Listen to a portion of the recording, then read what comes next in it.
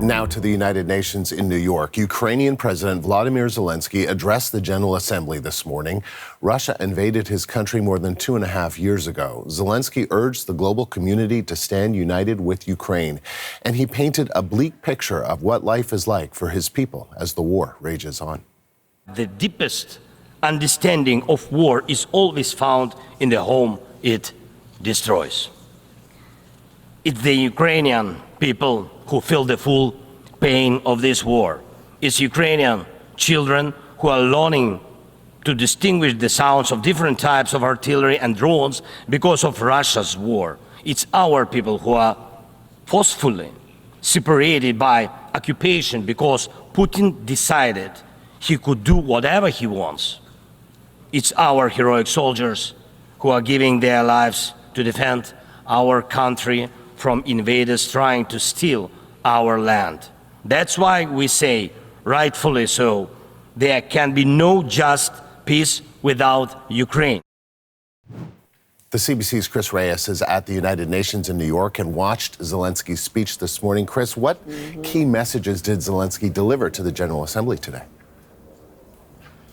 Hi, Andrew. You know, this is President Zelenskyy's second visit to the UN General Assembly during high-level week as a leader at war. And I think what he was trying to do was really recapture the attention and the support of the international community. When he was here last year, his visit was a very big deal. He was the center of attention. I watched as a gaggle of press followed him around wherever he went. But in many ways, the war in Gaza has overshadowed the war in Ukraine and the tensions that have followed in the Middle East. And so he made the most of those 15 minutes at that podium to talk to the international community. And he delivered a few key messages. The first is one of urgency. He said, you know, nobody wants to end this war more than Ukraine.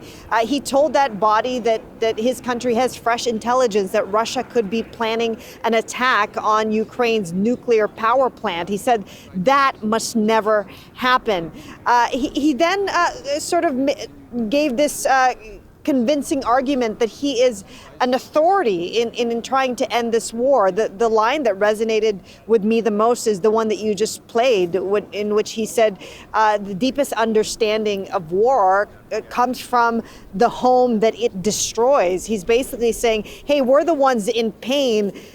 Let us tell you how to end it. And he once again talked about that 10-point peace plan that he presented more than 2 years ago now to the international community, and then this victory plan that he's going to present to President Biden tomorrow. He said that the UN Charter has to prevail in the war in Ukraine. I mean, the future of the United Nations depends on that. He said that Ukraine's right to self-defense must prevail in order to save the UN Charter.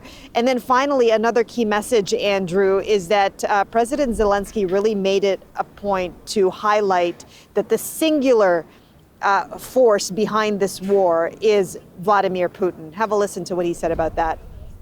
How Russia, a country more than 20 times larger than Ukraine in territory, still wants even more land, which is insane, and is seizing it day by day while wanting to destroy its neighbor. President Zelenskyy then said that no country will boost their power at the expense of Ukraine, sort of showing that signature resilience that we've seen from the Ukrainian leader over the last couple of years. And Zelenskyy is also meeting with U.S. leaders tomorrow. He's set to sit down with Joe Biden and Kamala Harris. What can you tell us about these bilateral meetings that he's having? Yeah.